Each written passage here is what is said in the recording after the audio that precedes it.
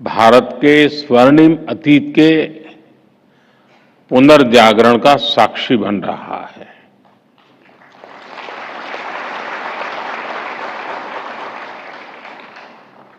कुछ ही दिन पहले मैंने ज्ञान भारतम मिशन की घोषणा की थी और आज इतने कम समय में ही हम ज्ञान भारतम इंटरनेशनल कॉन्फ्रेंस का आयोजन कर रहे हैं। अभी इससे जुड़ा पोर्टल भी लॉन्च किया गया है। ये एक सरकारी या एकेडमिक इवेंट नहीं है।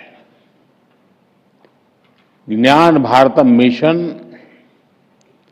भारत के संस्कृति, साहित्य और चेतना का उद्घोष बनने जा रहा है।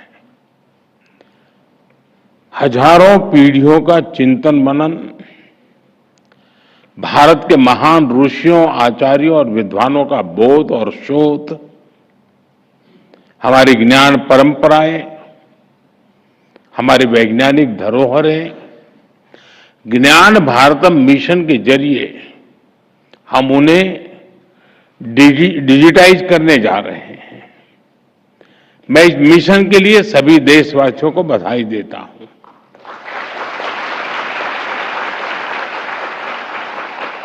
मैं ज्ञान भारतम की पूरी टीम को और संस्कृति मंत्रालय को भी शुभकामनाएं देता हूं। साथियों, जब हम किसी मैन्युस्क्रिप्ट को देखते हैं तो वो अनुभव किसी टाइम ट्रेवल जैसा होता है। मन में विचार भी आता है कि आज और पहले की परिस्थितियों में कितना जमीन आसमां का अंतर था। आज हम कीबोर्ड की मदद से इतना कुछ लिख लेते हैं, डिलीट और करेक्शन का ऑप्शन भी होता है।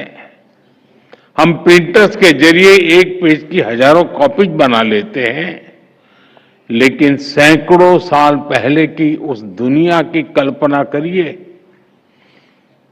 तब ऐसे आधुनिक मटेरियल रिसोर्सेज नहीं थे।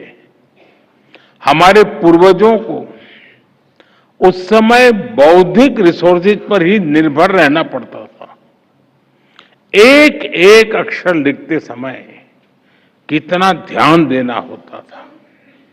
एक एक ग्रंथ के लिए इतनी मेहनत लगती थी और उस समय भी भारत के लोगों ने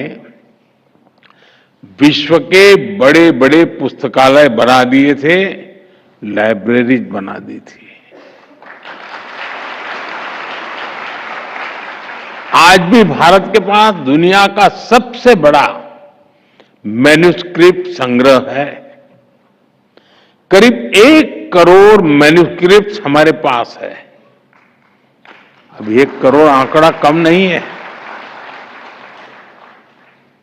साथियों, इतिहास के क्रूर थपेड़ों में लाखों मैन्युस्क्रिप्ट्स जला दी गई, लुप्त हो गई, लेकिन जो बची है वो इस बात की साक्षी है कि ज्ञान विज्ञान पठन पाठन के लिए हमारे पूर्वजों की निष्ठा कितनी गहरी थी, कितनी व्यापक थी।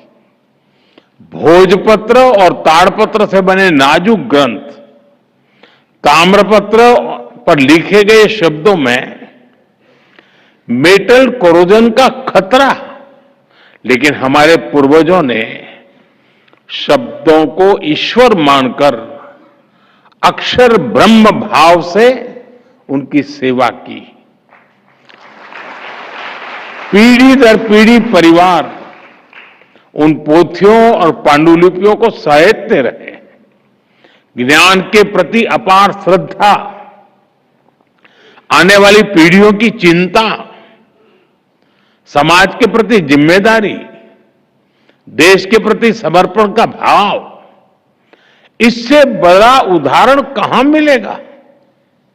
साथियों, भारत की ज्ञान परंपरा आज तक इतनी समृद्ध है क्योंकि इसकी नींव 4 मुख्य पिलर्स पर आधारित है। पहला, प्रिजर्वेशन, दूसरा, इनोवेशन, तीसरा, एडिशन और चौथा, एडेप्टेशन। साथियों, अगर मैं प्रिजर्वेशन की बात करूं तो आप जानते हैं हमारे यहां सबसे प्राचीन ग्रंथ वेदों को भारतीय संस्कृति का आधार माना गया है। वेद सर्वोपरि है। पहले वेदों को श्रुति के आधार पर अगली पीढ़ी को दिया जाता था और हजारों वर्षों तक वेदों को बिना किसी त्रुटि के ऑथेंटिसिटी के साथ प्रिजर्व किया गया। हमारी इस परंपरा का दूसरा पिलर है इनोवेशन। हमने आयुर्वेद, वास्तुशास्त्र, ज्योतिष और मेटलर्जी में लगातार इनोवेट किया है। हर पीढ़ी पहले से आगे बढ़ी और उसने पुराने ज्ञान को और वैज्ञानिक बनाया। सूर्य सिद्धांत और वराहमिहिर संहिता जैसे ग्रंथ लगातार लिखते जा रहे हैं और नया ज्ञान उसमें जुड़ता रहा है। हमारे संरक्षण का तीसरा पिलर है एडिशन, यानी हर पीढ़ी पुराना ज्ञान संरक्षित करने के साथ साथ नया कंट्रीब्यूट भी करती थी। जैसे कि मूल वाल्मीकि रामायण के बाद कई रामायण लिखी गई, रामचरितमानस जैसे ग्रंथ हमें मिले, वेदों और उपनिषदों पर भाष्य लिखे गए। हमारे आचार्यों ने द्वैत, अद्वैत जैसी व्याख्याएं दी। साथियों, इसी तरह चौथा पिलर है एडेप्टेशन, यानी हमने समय के साथ सेल्फ इंट्रोस्पेक्शन के भी किया और जरूरत के अनुसार खुद को बदला भी। हमने डिस्कशन पर जोर दिया, शास्त्रार्थ की परंपरा का पालन किया, तब समाज ने अप्रासंगिक हो चुके विचारों का त्याग किया और नए विचारों को स्वीकार किया। मध्यकाल में जब समाज में कई बुराइयां आई तो ऐसी विभूतियां भी आई जिन्होंने समाज की चेतना को जागृत रखा और विरासत को सहेजा, उसे संरक्षित किया। साथियों, राष्ट्रों की आधुनिक अवधारणा से अलग भारत की एक सांस्कृतिक पहचान है, अपनी चेतना है, अपनी आत्मा है। भारत का इतिहास सिर्फ सल्तनतों की जीत हार का नहीं है। हमारे यहां रियासतों और राज्यों के भूगोल बदलते रहे, लेकिन हिमालय से हिंद महासागर तक भारत अक्षुण्ण रहा, क्योंकि भारत स्वयं में एक जीवंत प्रवाह है जिसका निर्माण उसके विचारों से, आदर्शों से और मूल्यों से हुआ है। भारत की प्राचीन पांडुलिपियों में, मैन्युस्क्रिप्ट में हमें भारत के निरंतर प्रवाह की रेखाएं देखने को मिलती है। ये पांडुलिपियां हमारी विविधता में एकता की घोषणा पत्र भी है, उद्घोष पत्र भी है। हमारे देश में करीब 80 भाषाओं में मैन्युस्क्रिप्ट मौजूद है। संस्कृत, प्राकृत, असमिया, बांग्ला, कन्नड़ा, कश्मीरी, कोंकणी, मैथिली, मलयालम, मराठी, ऐसी कितनी ही भाषाओं में ज्ञान का अगाध सागर हमारे यहां मौजूद है। गिलगिट मैन्युस्क्रिप्ट में हमें कश्मीर का प्रामाणिक इतिहास बताती है। मैंने अभी जो छोटा सा एग्जीबिशन रखा है वो देखने गया था। वहां इसकी विस्तार से वर्णन भी है और उसके चित्र भी मौजूद है। कौटिल्य अर्थशास्त्र की पांडुलिपि हमें राजनीति शास्त्र और अर्थशास्त्र में भारत की समझ का पता चलता है। आचार्य भद्रबाहु के कल्पसूत्र की पांडुलिपि में जैन धर्म का प्राचीन ज्ञान सुरक्षित है। सारनाथ की मैन्युस्क्रिप्ट में भगवान बुद्ध का ज्ञान उपलब्ध है। रसमंजरी और गीत गोविंद जैसे मैन्युस्क्रिप्ट ने भक्ति, सौंदर्य और साहित्य के विविध रंगों को संजो कर रखा है। साथियों, भारत की इन मैन्युस्क्रिप्ट में समूची मानवता की विकास यात्रा का फुटप्रिंट्स है। इन पांडुलिपियों में फिलॉसफी भी है, साइंस भी है, इनमें मेडिसिन भी है, मेटाफिजिक्स भी है, इनमें आर्ट भी है, एस्ट्रोनॉमी भी है और आर्किटेक्चर भी है। अब कितने ही उदाहरण लीजिए, मैथमेटिक्स से लेकर के बाइनरी बेस्ड कंप्यूटर साइंस तक पूरी आधुनिक साइंस की बुनियाद जीरो पर टिकी है।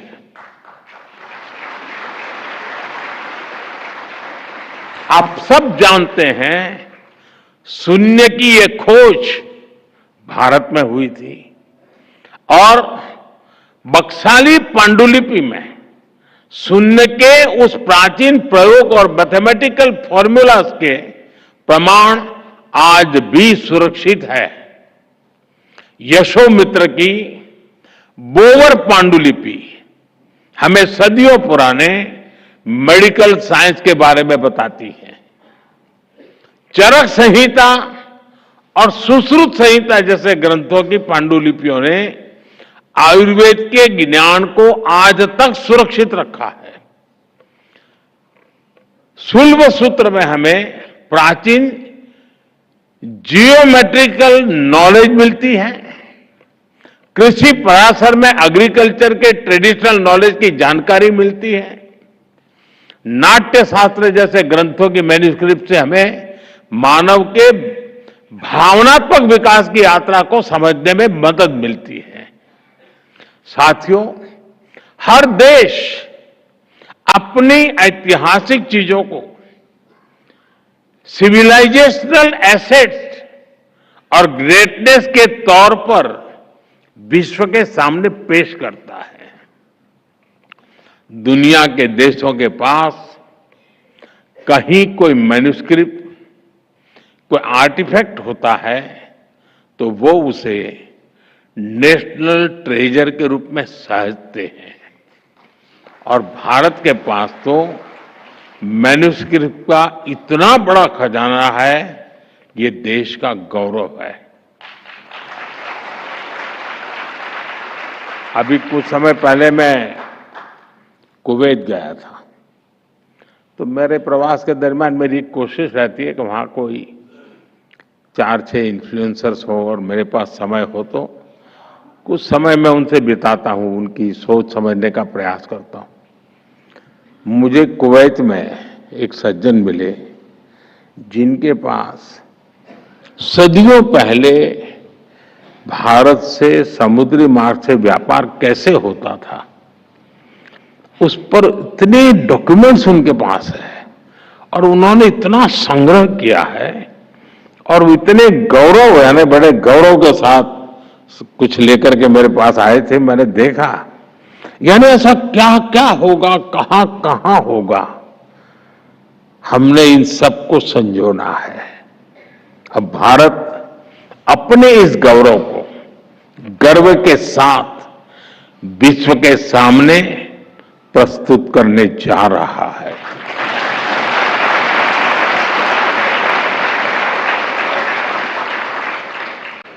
अब यहां कहा गया है कि दुनिया में जितनी मैन्युस्क्रिप्ट्स है हमने खोज करके लाना चाहिए।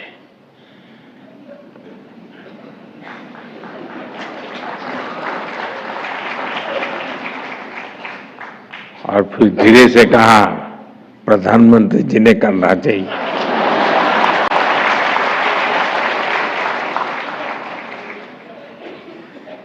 लेकिन आपको पता है कि हमारे से यहां चोरी कई की जो मूर्तियां हैं पहले बहुत कम मात्रा में आई थी। आज सैकड़ों की संख्या में पुरानी पुरानी मूर्तियां वापस आ रही। वापिस इसलिए नहीं आ रही कि वो मेरा सीना देख करके तय करते दे दो यार, ऐसा नहीं है। उनको भरोसा है कि ऐसे हाथ में सुपुर्द करेंगे तो उसका गौरव बढ़ाने का पूरा प्रयास होगा। आज विश्व में भारत ने ये विश्वास पैदा किया है, लोगों को लगता है यह सही जगह है। जब मैं मंगोलिया गया, वहां बौद्ध भिक्षुओं से मैं संवाद कर रहा था, तो मैंने देखा उनके पास काफी मैन्युस्क्रिप्ट थी।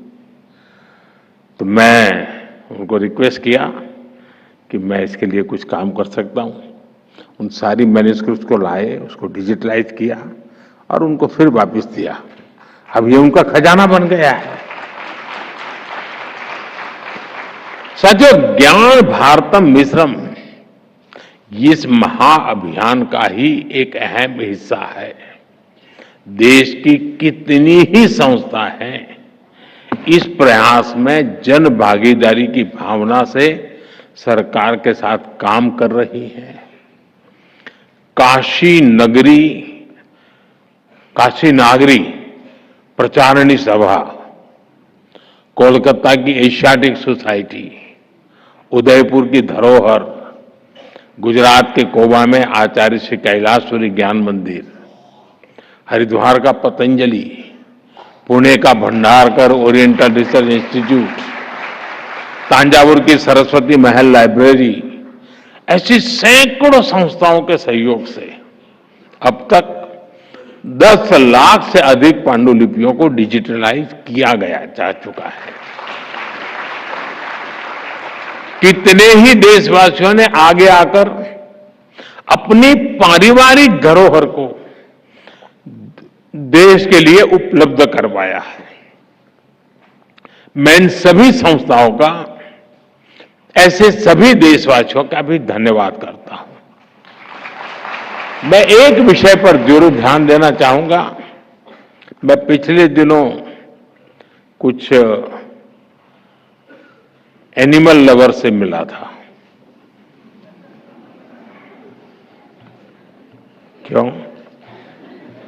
आपको हंसी आ गई?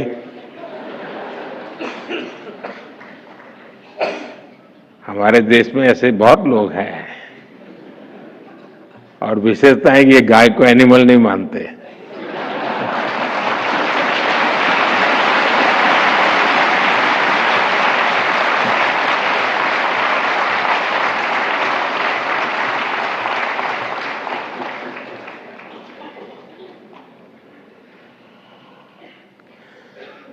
तो उनसे बातों बातों में मैंने उनसे कहा कि हमारे देश में पशुओं की चिकित्सा को लेकर के बहुत कुछ शास्त्रों में पढ़ा हुआ है। बहुत सारे मैन्युस्क्रिप्ट संभव है। जब मैं गुजरात में था, गुजरात के एशियाटिक लायन, तो मेरी एक रुचि थी, तो मैं काफी उसमें रुचि लेता था। तो ऐसी बातें ढूंढता था कि अगर ज्यादा शिकार कर लिया और अगर तकलीफ होती है तो उनको पता होता था कि वो एक पेड़ होता है, उसके फल खाने चाहिए ताकि वॉमिटिंग हो सकता है। ये पशु को मालूम था। इसका मतलब जहां पर लायन की बस्तियां हैं वहां उस प्रकार के फलों के झाड़ होना जरूरी होता है।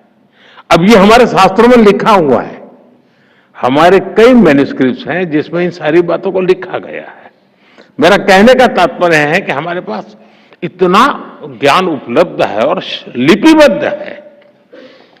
हमें खोजना है, खोज करके उसको आज के संदर्भ में व्याख्यायित करना है।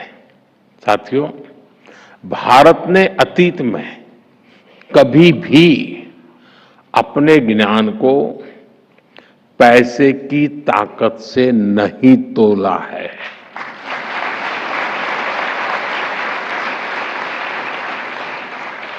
हमारे ऋषियों ने भी कहा है, विद्या दान मतः परम, अर्थात विद्या सबसे बड़ा दान है। इसलिए प्राचीन काल में भारत के लोगों ने मुक्त भाव से मैन्युस्क्रिप्ट को दान भी किया। चीनी यात्री ह्वेनसांग जब भारत आए थे तो वो अपने साथ 650 से ज्यादा मैन्युस्क्रिप्ट लेकर के आए थे। नहीं, वो यहां से लेकर के गए थे। और मुझे चीन के राष्ट्रपति ने एक बार बताया कि वो मेरे गांव में सादा समय रहे थे, मैं जहां मेरा जन्म हुआ वड़नगर में। लेकिन जब यहां से चीन वापस गए तो वो राष्ट्रपति शी के जन्म स्थान पर रहते थे। तो वो मुझे वहां ले गए अपने गांव, और वहां जहां ह्वेनसांग रहे थे उस स्थान को मैं देखने के लिए उनके साथ गया। और जो मैन्युस्क्रिप्ट थे उस पूरा विस्तार से मुझे राष्ट्रपति शी ने दिखाया था। और उसमें जो भारत का वर्णन थे उसके कुछ पैराग्राफ थे जिसको इंटरप्रेटर ने मुझे वहां समझाया। यानी मन को बहुत ही प्रभावित करने वाला, वो एक एक चीज देखते थे लग रहा था क्या खजाना होगा हमारे पास। भारत की कई मैन्युस्क्रिप्ट्स आज भी चीन से जापान भी पहुंची है। 7वीं सदी में जापान में उन्हें राष्ट्रीय पूंजी की तरह होर्युजी मोनेस्ट्री में संरक्षित किया गया। आज भी दुनिया के कितने ही देशों में भारत की प्राचीन मैन्युस्क्रिप्ट रखी हुई है। ज्ञान भारतम मिशन के तहत हम ये भी प्रयास करेंगे कि मानवता की ये साझी धरोहर एकजुट हो। साथियों, हमने G20 के सांस्कृतिक संवाद के दौरान भी इसकी पहल की थी। जिन देशों के भारत के साथ सदियों पुराने सांस्कृतिक संबंध है, हम उन्हें इस अभियान में साथ जोड़ रहे हैं। हमने मंगोलियन कंजूर के रीप्रिंटेड वॉल्यूम्स को मंगोलिया के एम्बेसडर को गिफ्ट किया था। 2022 में 108 वॉल्यूम्स मंगोलिया और रूस की मोनेस्ट्रीज में भी डिस्ट्रीब्यूट किए गए थे। हमने थाईलैंड और वियतनाम की यूनिवर्सिटीज के साथ एमओयूज किए हैं। हम वहां के स्कॉलर्स को पुरानी मैन्युस्क्रिप्ट को डिजिटाइज करने की ट्रेनिंग दे रहे हैं। इन प्रयासों के चलते पाली, लान्ना और चाम भाषाओं की कई मैन्युस्क्रिप्ट को डिजिटाइज किया गया है। ज्ञान भारतम मिशन के जरिए हम इन प्रयासों को और विस्तार देंगे। साथियों, ज्ञान भारतम मिशन के जरिए एक और बड़ा चैलेंज भी एड्रेस होगा। भारत के ट्रेडिशनल नॉलेज सिस्टम से जुड़ी अनेक जानकारियां जो अहम और जो हम सदियों से इस्तेमाल करते रहे हैं, उन्हें दूसरों द्वारा कॉपी करके पेटेंट करा लिया जाता है। इस पायरेसी को रोकना भी आवश्यक है। डिजिटल मैन्युस्क्रिप्ट के जरिए इन प्रयासों को और गति मिलेगी और इंटेलेक्चुअल पायरेसी पर लगाम लगेगी। दुनिया को भी तमाम विषयों पर प्रामाणिकता के साथ मौलिक स्रोतों का पता चलेगा। साथियों, ज्ञान भारतम मिशन का एक और बहुत अहम पक्ष है। इसके लिए हम रिसर्च और इनोवेशन के कितने ही नए डोमेन खोल रहे हैं। आज दुनिया में करीब $2.5 ट्रिलियन की कल्चरल और क्रिएटिव इंडस्ट्री है। डिजिटाइज मैन्युस्क्रिप्ट इन इंडस्ट्री की वैल्यू चेन्स को फीड करेगी। ये करोड़ों मैन्युस्क्रिप्ट, इनमें छिपी प्राचीन जानकारी एक बहुत बड़ी डेटा बैंक का भी काम करेगी। इनसे डेटा ड्रिवन इनोवेशन को नया बुश मिलेगा। टेक फील्ड में के युवाओं को उनके लिए इसमें नए अवसर बनेंगे। जैसे जैसे मैन्युस्क्रिप्ट का डिजिटाइजेशन होगा, एकेडमिक रिसर्च के लिए नई संभावनाएं बनेगी।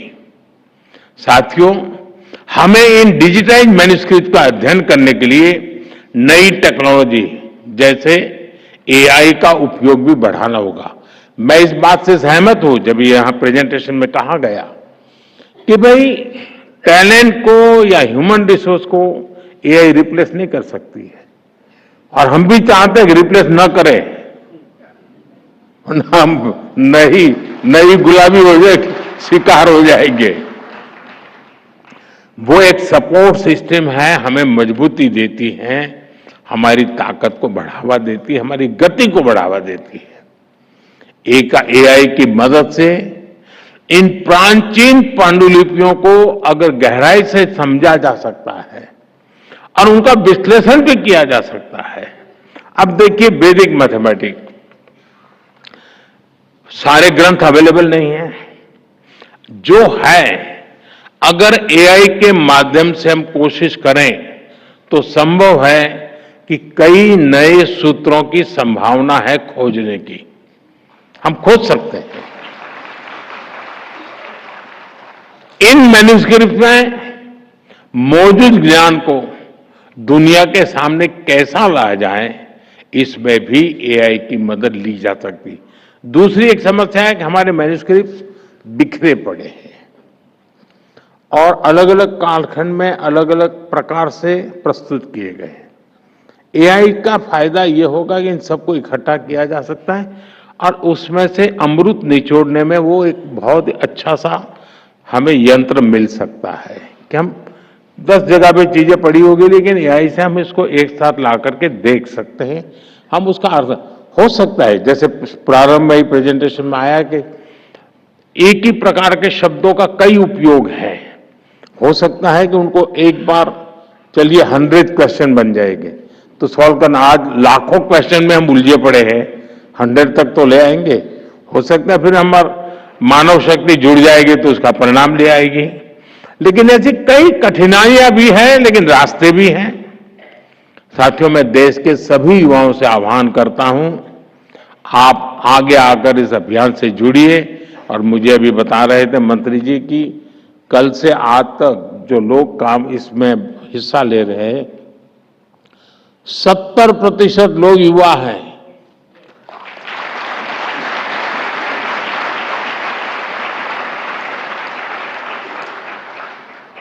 मैं समझता हूं ये सबसे बड़ी इसकी सफलता की निशानी है।